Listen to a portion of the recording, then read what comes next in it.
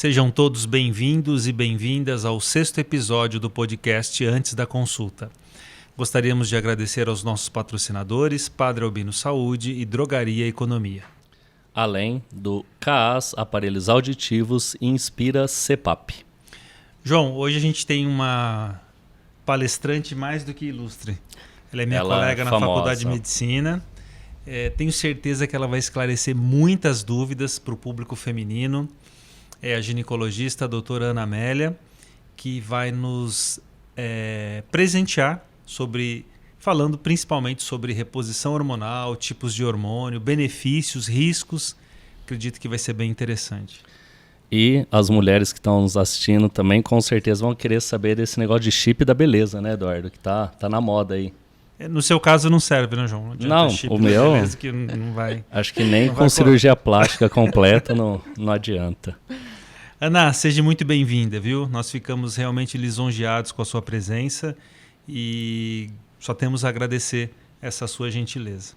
Eu que agradeço o convite, agradeço estar aqui, de vocês terem lembrado do meu nome e no que eu puder esclarecer e ajudar e mandar uma mensagem bacana para todas as mulheres, estou à disposição.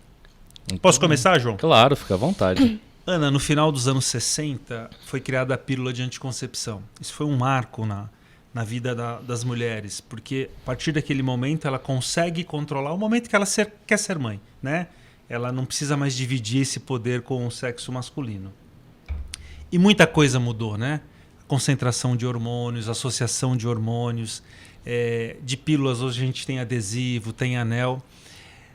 Ao longo dessa trajetória, na sua visão, o que de mais importante vem à tona quando a gente fala de terapia de reposição hormonal para as mulheres? Tá. Primeiro a gente tem que saber separar, porque muitas das vezes os hormônios ele é colocado tudo dentro de tudo igual, dentro de um saquinho só, que é anticoncepcional, terapia de reposição, é hormônio, os pacientes ou têm medo ou acham que é a mesma coisa, e não, né? Contracepção, que você falou. São hormônios que vão bloquear o eixo hormonal da mulher para que ela não ovule, para não engravidar. Então, é um método contraceptivo, que muitas das vezes é usado erroneamente para melhorar a pele, que é usado porque a paciente quer melhorar o cabelo. Mas não, a gente tem que primeiro colocar isso, que é um método contraceptivo, o momento certo de usar, qual hormônio usar, a idade daquela paciente, os prós e os contras para aquela paciente. Eu acho que esse é o meu ponto. São hormônios que são sintéticos, são hormônios que não são produzidos pelo nosso organismo, então ele não é fisiológico de acordo com o nosso corpo, certo? Ele está ali para bloquear. Ótimo, qualidade de vida para mulheres, né, para ela poder engravidar na hora que ela quer, mas tem as suas consequências. Terapia de reposição hormonal, de acordo com o que eu trabalho. Aí a gente vai falar de hormônios que são bioidênticos. O que isso quer dizer? São hormônios que o nosso corpo produz, que tem uma formulação molecular igual ao que eu já produzia. Eu vou repor o que eu deixei de produzir. Então, em questão de receptores de efeitos colaterais, eu tenho muito menos riscos do que os hormônios que são sintéticos, sejam eles como anticoncepcionais ou reposições de terapia hormonal com hormônios sintéticos. E aí é onde tem a diferença. Eu teria uma categoria de anticoncepcionais formada por hormônio bioidênticos? Não, começou agora, na verdade, tem uma nova leva onde o estradiol a gente produz, mas o progestágeno não, né? Não vem uma progesterona com a mesma formulação molecular. Então, ele vai ter um sintético e um natural ali. Então, eu vou ter um pouco mesclado, mas contraceptivo inteiramente bioidêntico, essa formulação molecular igual a nossa, não. Ok. Ô, Ana, nós tivemos aqui recentemente um episódio com a doutora Márcia Rebelato e a gente discutiu sobre sexualidade. Uhum. Pensando em sexualidade, para as mulheres que estão iniciando a atividade sexual, que querem iniciar um método contraceptivo, existe uma receita de bolo? É chegar na farmácia e comprar? Qual é a ideia? Quais são os fatores que devem ser levados em consideração para essa escolha do anticoncepcional? Anticoncepcional não tem receita de bolo. O que dá certo para uma, às vezes, não dá para outra, né? É importante você levar em conta a idade, patologia, se essa paciente tem alguma doença ou não, que possa usar um anticoncepcional combinado, quando eu falo isso, que vai ter tanto o progestágeno quanto o estrogênio, ou se eu vou precisar usar só um progestágeno, porque ela tem algum outro fator de risco. Via de administração, tem paciente que, de repente, a via oral vai ser melhor, a outra, de repente, vai ser uma via transdérmica, de um adesivo, às vezes a outra vai ser um implante, a outra pode ser um DIU. Então, tem várias coisas que precisam ser avaliadas. É muito comum iniciar, porque a amiga está tomando, deu certo, para ela foi ótima, e ela vai tentar usar e para ela não dá nada certo. E às vezes até a gente erra também, né? Às vezes eu acho que para aquela paciente vai ser legal aquela medicação, mas de repente o estômago dela doeu, né? Então a combinação hormonal estava bacana, a dosagem, mas o estômago dela não aguenta. Às vezes é a coloração da medicação que está fazendo ela ter dor de estômago. E aí a gente vai ter que mexer. Então, não só iniciar, mas como controlar essa paciente e ver se ela teve uma boa adesão, se ela teve disciplina de uso, se aquele método está correto para ela, né? Hoje tem muita questão da praticidade, de ter que ficar tomando remédio todo dia, então você, de repente, opta por métodos de longa duração, né? Hoje a gente tem DIU, a gente tem implante, ou se ela não se adaptou porque realmente deu dor de estômago, você usar um adesivo. Então, tem que individualizar, entender as queixas daquela paciente, o dia a dia dela, o que vai ser prático, que ela use corretamente, para que tenha uma boa eficácia. Né? Você disse há pouco que nós não podemos indicar o anticoncepcional para outra finalidade que não seja anticoncepção. Mas é muito comum na adolescência as meninas terem espinhas, terem uma pele oleosa, e aí elas associam alguns medicamentos, entre eles os anticoncepcionais, que trazem, além da anticoncepção, mas imagine que aquela garota não precisa disso agora, mas o plus seria melhora na qualidade da pele, diminuição do fluxo menstrual. Isso é bacana? Eu não gosto muito, não concordo. Eu acho que você inibiu o eixo dessa mulher, dessa menina tão nova, pode, ao longo prazo, trazer consequências. A gente nunca vai saber para quem vai trazer consequência ou não, então por que arriscar? Nessa idade tem, sim, uma questão da pele ficar mais acneica, mais oleosa, mas a gente consegue driblar isso com outras medicações. Aí eu sempre falo assim, porque na verdade a gente vai sempre no mais fácil, né, Eduardo? Então, você tomar a pílula resolver para você. Você não vai ter cólica, você vai menstruar pouco, sua pele ainda vai ficar bonita, é a pílula do milagre. Mas é a longo prazo, né?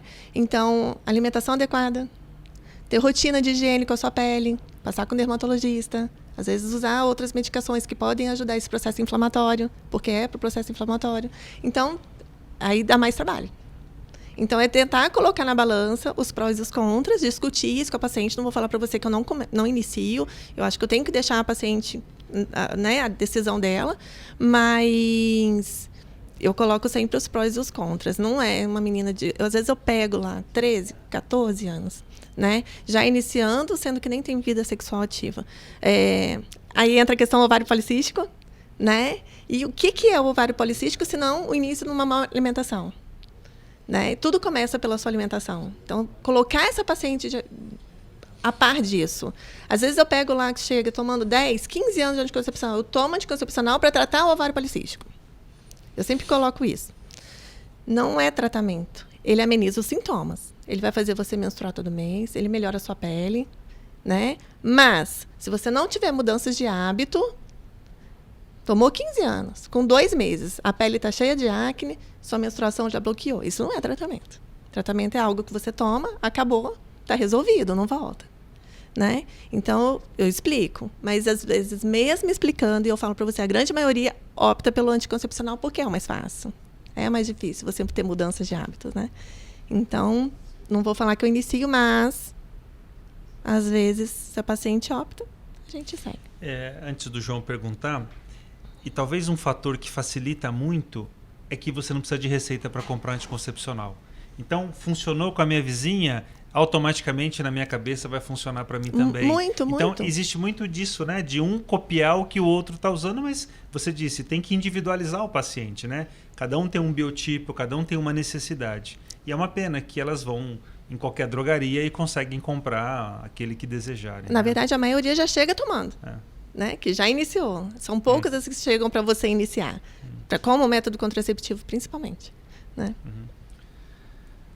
Com certeza, né? Até como informação para quem está nos assistindo, quando for iniciar o uso de algum anticoncepcional, procurar auxílio de um profissional, procurar uma ginecologista, um médico, seja lá qual for a disponibilidade, o acesso que essa pessoa vai ter.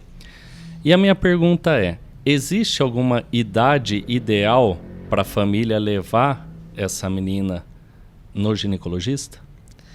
Sim. O que eu costumo conversar em consultório? Que às vezes as mães já vêm. Minha filha acabou de menstruar, tá com 11, 12 anos. Levo ou não levo?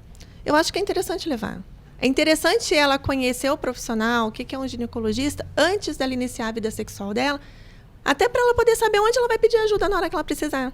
Então, você vai criando confiança, ela já conhece você, já sabe a hora que você vai examinar, a hora que você não vai, né? A hora que realmente há necessidade ou não. Você já vai jogando ao longo das consultas. Se você perceber alguma coisa diferente no seu corpo, ou quando você começar a namorar, vai ter que vir, a gente vai precisar conversar. Então, você já vai jogando essa sementinha, essa menina já vai criando. Às vezes, ela mesma vai pedir para a mãe na hora que ela for iniciar a vida sexual dela. Ou às vezes ela já vai procurar sozinha, se ela não tivesse intimidade com a mãe. Mas ela já sabe onde procurar. Então, eu acho que quando iniciou essa questão, a primeira menstruação, é legal levar. Por mais que a gente não tenha grandes coisas para fazer. O simples fato de conhecer já ajuda bastante. Começa a desmistificar ir no ginecologista, né? O que vai fazer? Ana, o que a gente tem percebido é... Por que as meninas estão menstruando cada vez mais jovens, né? O que está acontecendo com essas crianças? Tem. E aí entra vários fatores, né? Isso os estudos vêm mostrando. Mudou-se muito, né? Tem a questão alimentação, que influencia absurdamente a produção de determinados hormônios. As crianças vêm comendo muito errado e isso vai indiretamente fazendo uma estimulação. Tem uma questão deles terem muito mais acesso às informações do que o que a gente tinha. Então, esse estímulo emocional de determinadas cenas, de falas, isso tudo estimula o nosso sistema hormonal e vem estimulando as meninas que estão menstruando, o desenvolvimento, né, sexuais dela. Com 9 anos, já é um ponto de corte, assim. E a maioria está menstruando com 9, 10 anos. Mas é importante para uma criança de 9 anos ainda que não teve muitas vezes aquele estirão do crescimento, você oferecer alguma coisa para bloquear essa menstruação? A gente vai ter que avaliar vários pontos, né? Precisa avaliar a questão hormonal dela, como é que tá, o quanto os caracteres dela estão avançados ou não, de mama, de pelo, e principalmente ver a questão da idade óssea. Porque determinada idade óssea, dependendo como ela está, se eu bloqueio e seguro a menstruação, eu acelero o crescimento dessa idade óssea, e ao invés de eu ajudar na questão de segurar o crescimento, eu breco ele. Então, não vai ser uma resposta exata também. Eu tenho que avaliar vários parâmetros, botar na balança e ver onde vai pesar mais. Mas antes dos 9, com certeza. Tá? Com 9, a gente põe bem de acordo com o que pode estar acontecendo, com o que eu vou poder oferecer de melhor para aquela paciente. Se vai ser deixar menstruar ou realmente bloquear. Porque tem outros fatores emocionais, tão criança, às vezes tão infantil e tá tendo que lidar com menstruação tão novinha, não sabe nem higienizar direito, enfim, tem vários fatores que influenciam nessa menina. Então, a gente tem que colocar cada um no lugar para poder não estar errando nesse sentido. Ana, eu sei que você atende no ambulatório no Hospital Emílio Carlos e muita da nossa população, ela depende do SUS. E o que nós temos no Sistema Único de Saúde em termos de anticoncepção? Quais são as opções que nós temos? Tá. Então, eu faço um ambulatório lá no Emílio Carlos. Na verdade, para a gente, lá no Emílio Carlos, chega mais as pacientes que estão procurando DIU ou a laqueadura em si. Tá? Porque no posto, né, a UBS consegue trabalhar bem com a questão de anticoncepcional oral, injetável e o preservativo. Né, que é o que teria para poder estar oferecendo no posto de saúde. Tá? Lá no Emílio Carlos, a gente vai ter o DIU de cobre, não temos DIU hormonal, somente o de cobre, que é um DIU que tem uma duração de 10 anos, né? E pacientes que já têm, de repente, uma prole definida ou que não querem uma gravidez tão próxima, optam por esse método, e a própria laqueadura. Né, que é um método definitivo, e a gente faz as cirurgias, essas pacientes que realmente decidem pela laqueadura, a gente marca para poder estar fazendo a laqueadura nelas.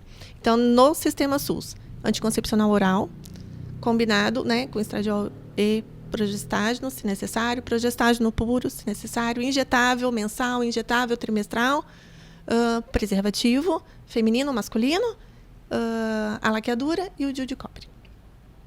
Recentemente, se eu não me engano, dia 5 de março, saiu uma nova lei da laqueadura. Conta pra gente aí, o que mudou? Mudou algumas coisas. Mudou que a paciente agora pode fazer laqueadura no ato da cesariana, desde que ela tenha manifestado isso e registrado em cartório, né? 60 dias antes do procedimento dela. Mudou a idade, né? Que antes era acima de 25 anos, agora veio para 21. Ou 2 filhos vivos. Então, se ela tiver 18 anos, mas ela tiver 2 filhos vivos, ela também pode fazer laqueadura. E outra questão que foi assim um ganho é não precisar da permissão do parceiro. Então, a mulher agora tem autonomia para a decisão de que se ela não quiser ter mais filhos, a decisão é só dela. Muito interessante. Você falou do DIU, né? No SUS temos a opção do DIU de cobre, mas qual a diferença? Muita gente pergunta, né? Olha, tem o DIU que tem hormônio junto, o DIU de cobre não tem. O que modifica de um para o outro? Que é uma dúvida bem comum. Tá. A gente tem o DIU de cobre, então, que é um DIU não hormonal, e o DIU hormonal, tá? Que ele é a base de progestágeno puro também. Então, o DIU hormonal, ele vem com a proposta de pacientes que têm muito sangramento, muita cólica, endometriose, TPM. Como é a maioria das pacientes que colocam DIU hormonal entram em amenorreia, ou seja, elas param de menstruar, ele tem essa proposta bem legal, além da questão contraceptiva, de trazer esse benefício para a paciente, né? O DIU de cobre, ele não é nada hormonal, então ele realmente funciona como uma barreira, na verdade, não espermicida, não deixando o espermatozoide subir, ele mata o espermatozoide ali, então não tem encontro do espermatozoide com o óvulo. Tá? Mas ele não tem hormônio nenhum. A mulher menstrua mensalmente, ela ovula todo mês, é realmente só não tendo o encontro do espermatozoide com o óvulo. E aí de queixa, o que as pacientes veem, que como o cobre cria um processo irritatório, ele aumenta o fluxo e às vezes as pacientes têm mais cólicas.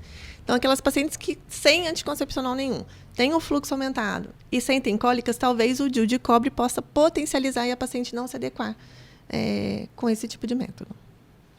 Ana, infelizmente, no nosso país, é muito comum a gravidez na adolescência, né?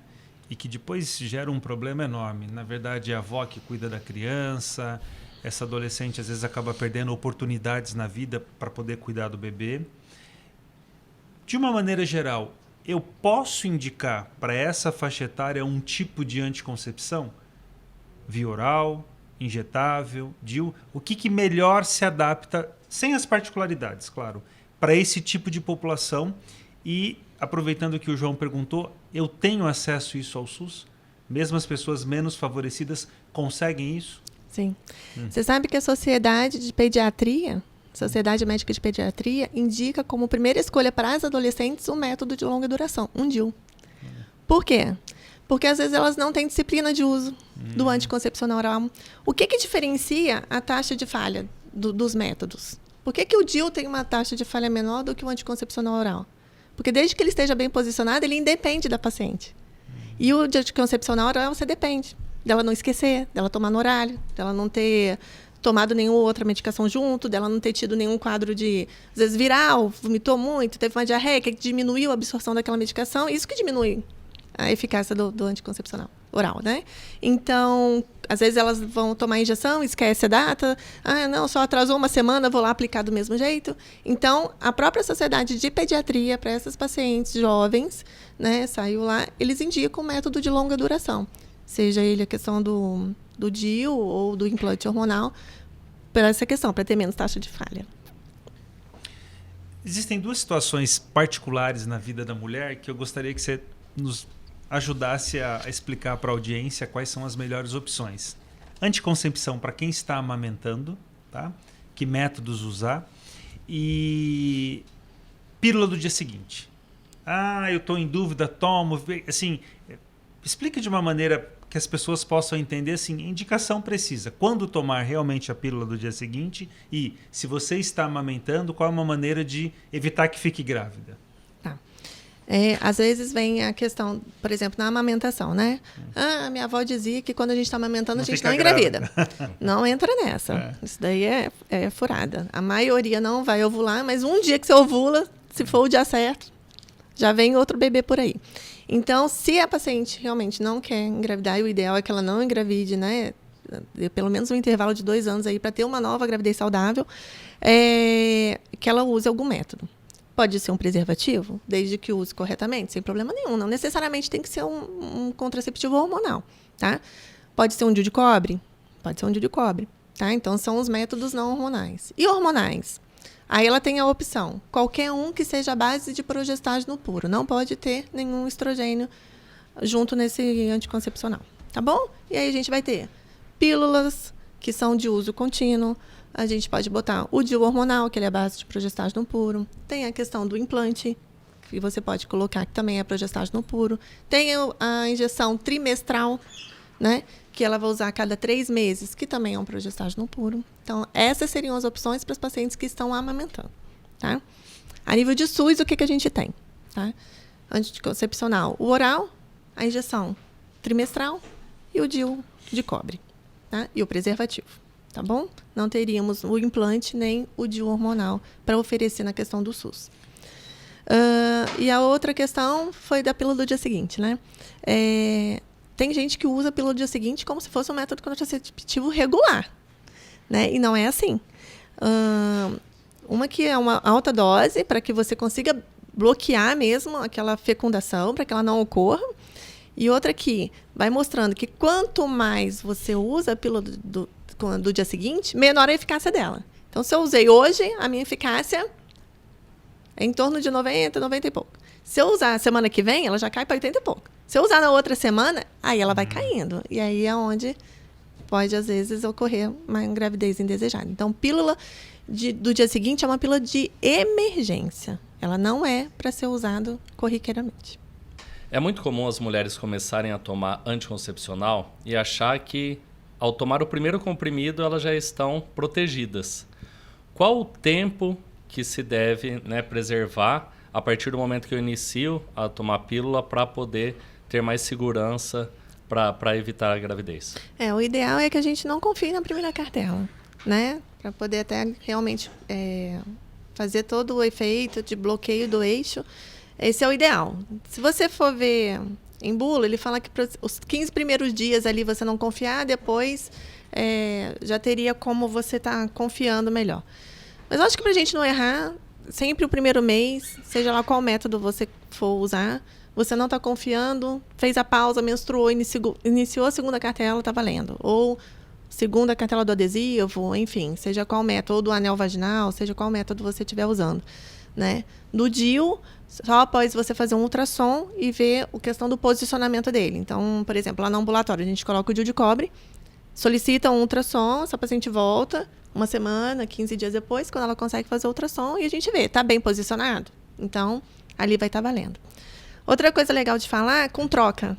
Então, quando você faz a troca, que ela fala, mas eu já estou tomando anticoncepcional, eu só estou trocando.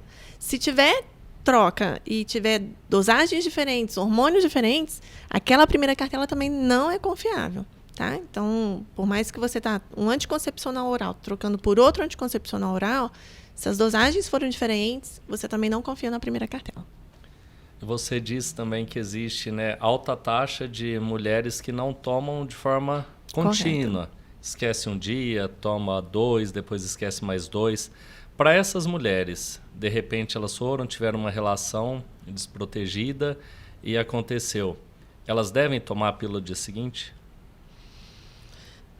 Então, aí assim, vai depender da fase que ela esqueceu, né? Se ela estiver na primeira quinzena da cartela, o ideal é que ela tome sim, e aí deixa a menstruação vir, aí você começa do zero. Menstruou, inicia uma nova, não confia, e depois você segue novamente, né? Se você já está na segunda fase, já passou aquele período ali, você esqueceu os últimos ali, geralmente não tem risco, não há necessidade de você fazer isso. Mas na dúvida, use, deixa a menstruação vir e reinicia novamente. Tá? Legal. A indicação do anticoncepcional, ela deve ser individualizada pelo ginecologista. E pacientes diabéticas, obesas, hipertensas, que já apresentam alguma comorbidade, existe algum tipo de anticoncepção, com exceção do DIU de cobre, que não tem hormônio, que se adapta melhor? Um dos temores que a gente ouve bastante é a questão da trombose, né? Uhum. Então, assim, Como que é essa triagem para descobrir qual que é o melhor método para você? Bom, na anamnese, conforme você vai conversando com a paciente, né, você vai tentar identificar essas patologias, se ela tem algum fator de risco ou não. E aí, se a gente tiver que optar sempre por anticoncepcionais que vão ter somente o progestágeno, a gente vai correr o menor risco. Porque pacientes que são obesas, hipertensas, diabéticas, ela já tem o próprio risco dela de desenvolver a trombose, independente dela fazer o uso ou não do anticoncepcional. Então, às vezes, por mais que você entre só com progestágeno, ela pode fazer, né? Mas não pelo uso do anticoncepcional, e sim pelas patologias pregressas ou pelo estilo de vida que ela leva. Então, se tiver algum risco, sempre optar por métodos que possuem só o progestágeno sem estrogênio, para você correr menos riscos. Você disse há pouco que as meninas têm menstruado mais cedo. E têm, por outro lado, parado de menstruar mais tarde. Como funciona a anticoncepção depois dos 40 anos? Existem particularidades? Aquela mesma moça de 30 pode continuar tomando a mesma pílula? O que muda? Tá. Deu 40 anos, já é um ponto de corte também, que a gente vai trocar, tirando o estradiol, tá? Tirando o estrogênio. E deixar pílulas que são à base de progesterona pura também, tá? Então, pode ser oferecer um DIU hormonal, oferecer pílulas dessas que são as mesmas que as pacientes que estão amamentando podem usar. Essas pacientes que passam dos 40 anos é o ideal que a gente vai estar oferecendo para ela. Pode ser um implante, implanão, ou se ela quiser ficar zero hormônio, né, oferecer um DIU de cobre, ou um método só de barreiras, se tudo bem para o casal usar um preservativo. A gente vai colocar todas as possibilidades para eles ali, mas o ideal é que a gente tira esse estrogênio depois dos 40 anos. Por exemplo, paciente que fuma, o ponto de corte dela já é 35, aí a gente nem espera chegar no 40. Então, a gente tem algumas particularidades que, de repente, essa necessidade vai ser antes, tá? Eu acho que o que a Ana está dizendo só reforça, João, como o tratamento tem que ser individualizado, né? Com certeza. O que serviu para tua amiga que já tem 40, você tem 36, não é a mesma coisa. Literalmente, cada caso é um caso, né? Com certeza, com certeza. E a gente ter esse olhar e esse ouvido com a paciente, porque às vezes ela está me dizendo que o fluxo dela é muito grande, que para ela a cólica é muita. Então, vou tentar oferecer um anticoncepcional com uma pausa menor, não de 7 dias para ficar tão alongado. Vamos dar um de 4. Vamos ver se ela topa ficar sem menstruar, né? Então, realmente é tentar entender o que aquela paciente quer. Então, às vezes não é incomum. Doutora, estou desanimada, minha libido está baixa, né? Às vezes, meninas de 25 anos com queixa de libido, de 20, porque já iniciou e estão bloqueando o eixo hormonal desde os 15, tomando anticoncepcional. Vai dosar, ela não tem testosterona, né? Se bem que libido não é só testosterona. Eu sempre falo bastante isso, acho que a Márcia falou muito bem na última entrevista com vocês. A gente tem que avaliar como um todo, é o dia a dia, a correria, a parceria, enfim, tem vários fatores que vão influenciar, mas o anticoncepcional não é nosso amigo nessa questão da libido. E aí eu ofereço para ela um método contraceptivo, vou trocar um anticoncepcional oral pelo adesivo, eu estou trocando 6 por meia dúzia, estou mudando só a via de administração e mantenho ela bloqueada. Então, vou ter que conversar com ela, será que ela vai querer um DIU? Ela topa? Será que o parceiro topa um preservativo? O casal ali está de acordo? Né? Ver como é que os hormônios dela vão funcionar sozinho, né? Se vai dar certo, como é que é? Ah, não, doutora, mas eu menstruo demais, eu tenho cólicas horríveis, eu trabalho num lugar onde eu só tenho homem, a gente divide banheiro, então para mim é difícil menstruar. Não posso oferecer um DIU de cobre para essa paciente. Vou ter que oferecer alguma coisa que de repente eu faça parar de menstruar. Então essa questão de ouvir, de individualizar e que cada caso é um caso, isso é verdade. Às vezes vai ter a mesma idade, as mesmas, de repente, patologias, mas as queixas são diferentes. Né? Ela vai buscar outra coisa e eu não posso oferecer o mesmo método só porque tem a mesma idade, só porque... então a gente realmente tem que... Cada caso é um caso mesmo. Tem uma patologia que eu até tenho a dúvida, João, se ela é tão frequente assim, que é a tal da dona endometriose, né? Tudo é endometriose, né? Tá com endometriose. Quem faz tratamento para endometriose automaticamente não vai ficar grávida? Na verdade, quem faz tratamento para endometriose, para a gente poder tentar bloquear que essa endometriose progrida, né, e que venha trazendo todo o inconveniente que a endometriose traz, porque às vezes não é só cólica no período menstrual. Essa paciente costuma, se for uma endometriose muito avançada, essa paciente tem dor ao evacuar. Essa paciente tem dor na relação. Né? Ela tem um abdômen sempre muito doloroso toda vez que encosta. Então, às vezes, o impacto é no dia a dia, não só naquele período menstrual. E o que a gente tenta fazer é exatamente bloquear o eixo para que ela não menstrue. Então, a partir do momento que eu bloqueio o eixo para ela não menstruar, naquele momento durante o tratamento, não tem como ela estar engravidando, né? Agora, se essa endometriose já prejudicou a fertilidade dela, obstruindo uma trompa, não deixando que ela ovule, então provavelmente ela vai precisar de uma cirurgia, de uma questão um pouco mais agressiva, para depois a gente conseguir tirar a medicação, para que ela entre no eixo ovulando novamente, que ela possa menstruar sem grandes dores, para que ela tenha a chance da gravidez. E é isso mesmo? Tem aumentado a incidência de endometriose? Tem é uma aumentado. Doença cada vez mais comum? Tem aumentado. A endometriose é uma doença inflamatória, então ela entra também nessa questão estilo de vida. Alimentação, sedentarismo, que a gente vê. Então, por isso que, de repente, a gente está vendo muito mais agora do que se via. Fora que a questão do diagnóstico, se entender melhor a endometriose, a gente pensa nela, né? E quando você sabe da doença, você consegue fazer um diagnóstico um pouco mais precoce e identificar mais casos do que antigamente, quando não era tão divulgado assim. Queria fazer uma pergunta aqui, eu colocar até o Eduardo na jogada como mastologista. Fogo amigo? É. Se eu tenho histórico, porque o histórico familiar de trombose pode ser um fator de risco que você vai pesar na escolha também da anticoncepção. E quando eu tenho o histórico familiar, a mãe ou a irmã, com histórico de câncer de mama, como que a gente vai abordar? Existem aí restrições que a gente tem que fazer? Nossa, eu? Pode você, né? Depois você me corrige se eu estiver errada.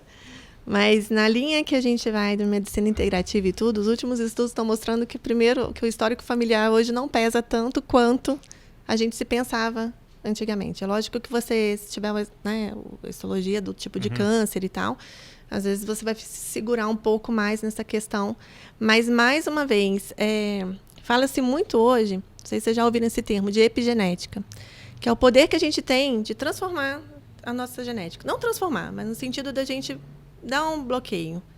Que o meu histórico familiar pesa para mim de 15%, no máximo 30%. O resto vai ser meu estilo de vida. Então, eu posso reverter esse peso aí da minha mãe com câncer de mama, minha avó teve câncer de mama, se realmente eu tiver um estilo de vida saudável. Então, não é necessariamente que a minha avó teve, minha mãe teve, eu vou ter. Tá? Agora, é lógico que a gente tem que pesar. Vamos entrar desenfreadamente com qualquer tipo de hormônio para essa paciente, sem grandes controles, sem ter um manejo dela, sem ser uma paciente que você sabe que ela vai voltar, que ela vai fazer o controle. Aquelas que você prescreve algo e ela vai voltar 5 anos depois. Né? Ou é aquela que vem certinho, você pediu para controlar com 6 meses, você pediu para controlar com 1 ano. Então, você acaba sabendo com quem você vai conseguir lidar, colocando todas essas questões, dos prós, dos contras, dos riscos que ela vai ter ou não, ver se a paciente está de acordo, e aí sim se a gente vai caminhar de mão junto, né? Para poder ver se vai dar certo. E não assim, aleatoriamente. Não tem nada a ver, pode dar para todo mundo. Não diria desse jeito, não. E complementando o que você disse, Ana, assim, muitas vezes essa paciente ela já é resistente. Muito. Porque ela buscou na internet, sua mãe teve câncer de mama, você não pode tomar isso. Então é um paciente até difícil de você convencê-la do contrário. Olha, eu te garanto, esse remédio vai fazer bem para você. Então às vezes ela fica com um monte de queixas que seriam tratadas com aquela medicação, mas o receio dela impede ela que tome o remédio. Eu vou aproveitar que o João falou de câncer de mama. Ana, a expectativa de vida no país tem aumentado muito. Então, a gente hoje, você deve ter na tua clínica privada também, tem pacientes de 83, 84 anos que vão dirigindo. Exato. Estão lá, elegantes, tocando a vida. Essas mulheres estão trabalhando mais, né? Então, na nossa profissão, 50, 60 anos, um cirurgião com 60 anos é uma pessoa muito experiente, já viu muita coisa, né? Chegou a tal da menopausa. É normal a onda de calor, a irritabilidade, perda na qualidade do sono. Não vou falar nem tanto das queixas sexuais. Como tratar tudo isso, manter a capacidade produtiva, laborativa dessa paciente, não é um grande desafio hoje? Muito. E aí você falou uma palavra muito certa, que às vezes a gente põe a mulher na menopausa como se estivesse no fim, né? Não é. Hoje em dia não é. As mulheres estão entrando na menopausa e a gente está no auge da nossa capacidade profissional, de repente eu estar num outro momento querendo curtir outras coisas. E não mais ficar no sofá, na frente da televisão fazendo crochê. A gente não vê mais isso, né? E quando a mulher perde toda essa questão hormonal, e é triste de ver, ela só perdeu a questão reprodutiva dela, mas produtiva não. Né? E quando a gente deixa de repor os hormônios, né? Porque a paciente não quer, ou por falta de informação, ou tem aquelas que realmente não podem, isso é triste, porque mexe como um todo. Algumas, erradamente, não têm as queixas do calorão, que é o que mais chama a atenção delas, né? Às vezes elas falam assim, não, doutora, eu não tive menopausa. Todo mundo entra na menopausa. Parou a menstruação, acabou, o ovário vai parar, ele não volta a funcionar. Então, não tive. Ou ela teve fogachos por 1 ano e depois passou, a minha menopausa já passou. Não existe menopausa, é um estado permanente. Entrou em falência ovariana, ele não volta. Pô, mas eu repondo ou não repondo, esse ovário não vai voltar. Não vai voltar. Então, esse é um ponto. Então, quando ela tem queixas, é bom porque ela vem buscar ajuda. Né? Porque aquelas que não têm, falam, nossa, entrei na menopausa e estou boa. Mas ela não percebeu que ela perdeu a qualidade do sono, que ela já não dorme mais do mesmo jeito. De que ela está mais cansada, de que ela está mais irritada, ou ela está mais chorona. Então, não é incomum chegar lá já no antidepressivo, no remédio para poder conseguir dormir. Ela foi mascarando todos ela os vai sintomas mascarando, da menopausa. Porque ela não teve fogacho. É. Então, ela não teve menopausa na cabeça dela. Né? Mas vai muito além. Então, quando tem o fogacho, é bom porque ela vem buscar ajuda, porque incomoda. Incomoda muito, porque não é só sentir calor, é um calor que vem com mal-estar, que dá uma sensação da pressão cair, de que ela vai ter uma sensação de tontura, então não é só sentir calor. Né? Então, ela vem buscar ajuda porque é isso. Mas quando você vai questionar, ela está tendo perda urinária, a vagina está seca, está doendo para ter relação, está fugindo do marido, não está dormindo bem, está brigando com todo mundo em casa, está antissocial, ela não tem vontade de sair. Doutora, eu não tenho vontade de ser simpática, não quero, me deixa quieta. E isso vai impactando. Então, não é incomum os pacientes chegarem e falarem, doutora, eu não me reconheço mais. Eu não sou assim. Eu sei que eu iria lidar com isso de uma maneira diferente. Mas eu não consigo fazer quando eu vejo eu já explodi, ou quando eu vejo eu estou chorando. Enfim, está me atrapalhando no meu trabalho, está atrapalhando na minha casa, com os meus filhos, ninguém me suporta mais. E aí ela vai no psiquiatra antes, né? Ou ela vai no neuro para tomar um remédio para dormir. Então, ela vai realmente mascarando determinadas coisas e não identifica aquilo como uma queixa hormonal. Tá? Então, é importante tá fazendo o controle. E isso não é só na hora que para de menstruar, não. Né? No período de transição, já dá para a gente poder iniciar algumas medicações para que a paciente não tenha tanta queixa. Até porque, o quanto antes eu entro com as medicações, caso ela possa, ela tem receptores ali para receber. E ela vai passar num período mais tranquilo. Então, eu falo que os meus melhores retornos são as pacientes menopausa. Porque é uma delícia quando elas voltam e falam, doutora, me achei de novo. Agora eu me reconheço de novo. Mudou a vida. É outra questão. Né? E muitas dessas mulheres, elas estão ainda economicamente ativas. Elas trabalham, têm todas as atividades. Exato. E a energia lá embaixo. E o estresse é algo também muito moderno, né? Praticamente você não atende um paciente que não tenha ali um mínimo de estresse do dia a dia. Uhum. Como que você faz para lidar com tudo isso? Porque aí você vai fazer essa prática integral da mulher. Aí para entender o que pode ser o estresse, o que é o hormônio, é só a dosagem do hormônio, é na hora que você tira a história, conhecendo essa mulher, como que é essa sua abordagem?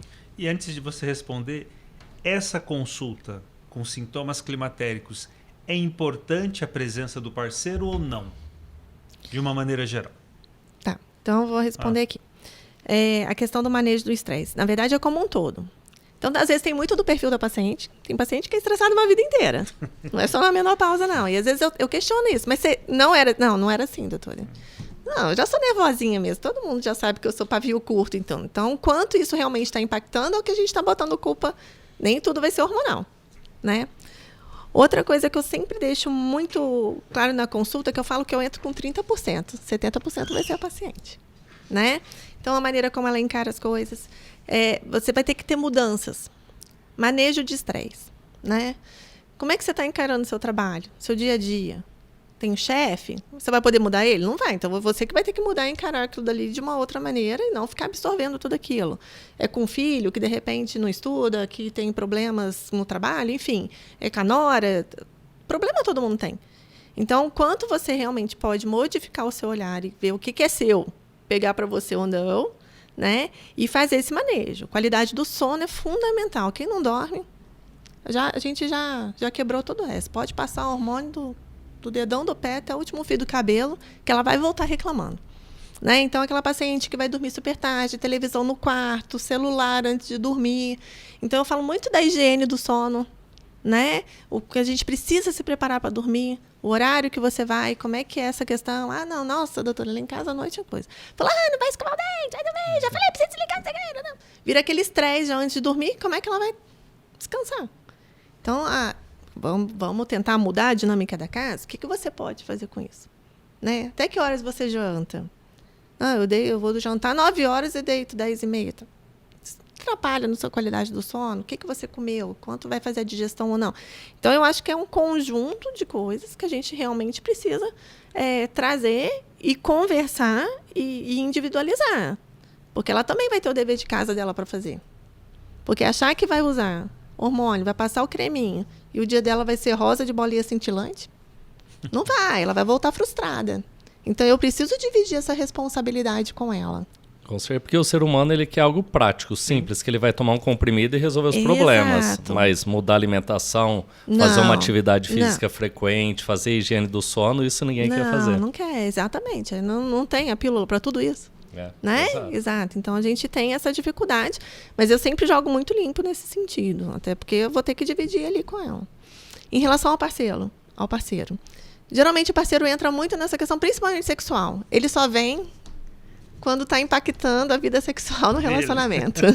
Ela que se Enquanto dane. ela só está nervosa, chilicando, ela vira para lá e para cá na cama porque está com calor e tudo, ele vai driblando.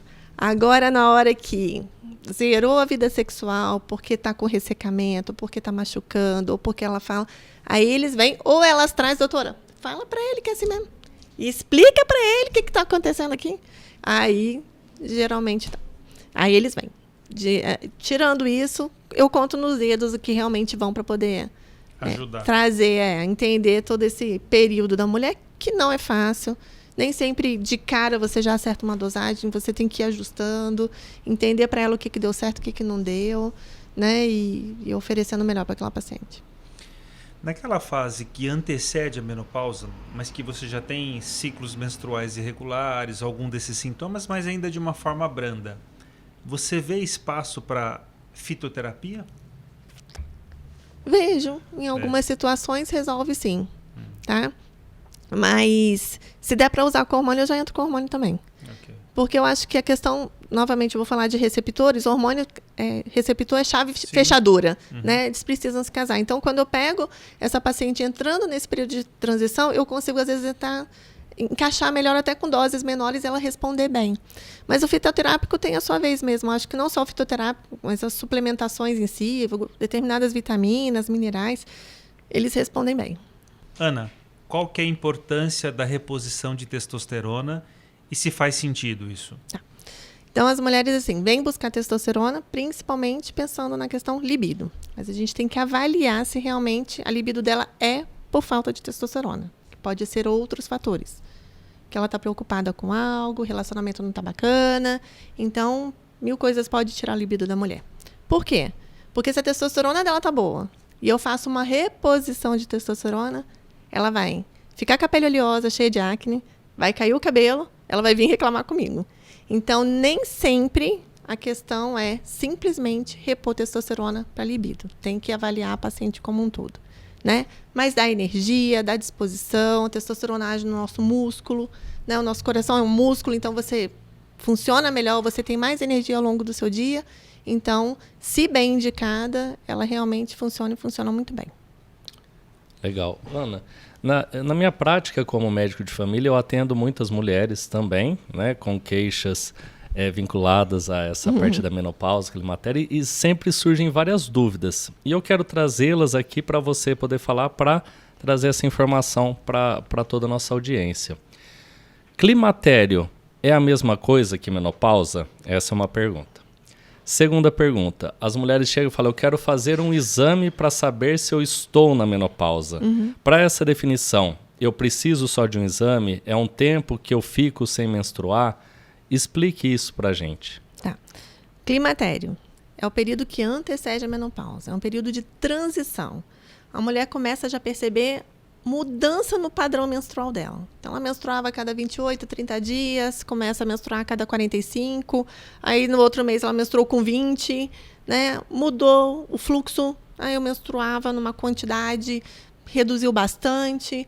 Ali, isso já é um período de climatério. Quanto tempo ele vai durar? Não sei. Pode durar 3 anos, pode durar 6 meses, né? Cada mulher vai ter o seu. Começa já algumas queixas, seja no calor, seja na disposição. Às vezes são coisas sutis. Doutora, estou cansada, nossa, já acordo cansada. Então, você vai ver ali, talvez já está entrando numa queda hormonal, mas ela ainda tem ciclos menstruais, sejam regulares ou não. A gente está no período de climatério. A menopausa, por definição, vai ser o período após 1 ano sem menstruar. Tá? Então, se eu menstruei o ano passado em abril desse ano, eu não menstruei de novo, a partir de abril agora, eu estou na menopausa. Tá? Em relação a exames, quando a paciente está no período de transição, ajuda a gente. Né?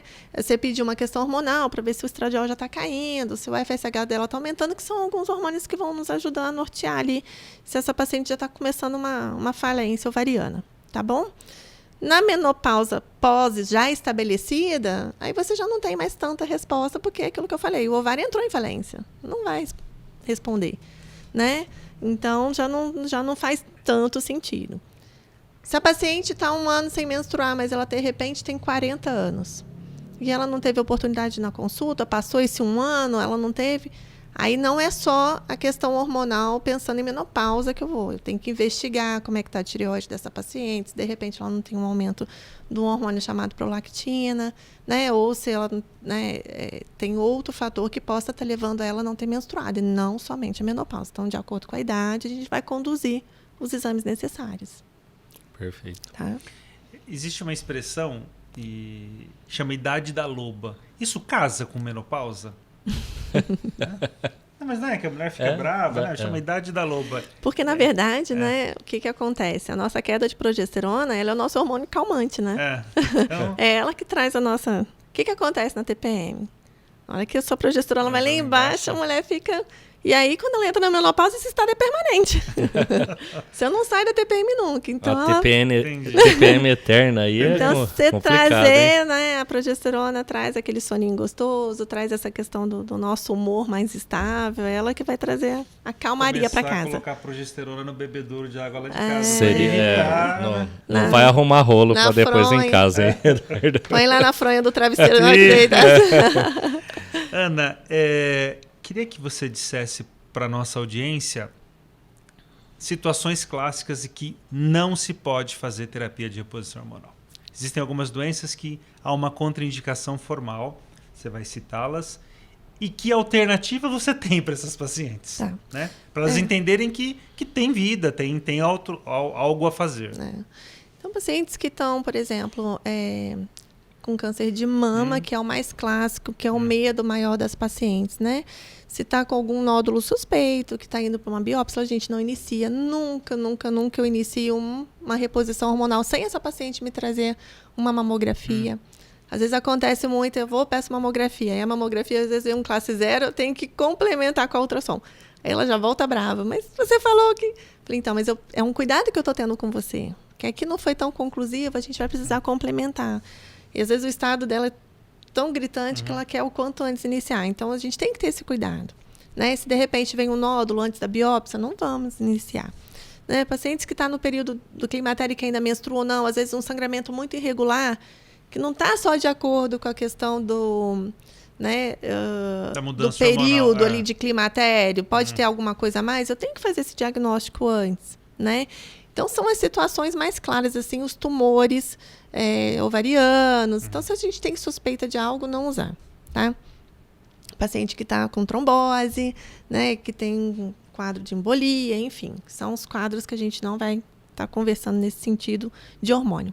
Opção, os fitoterápicos, né?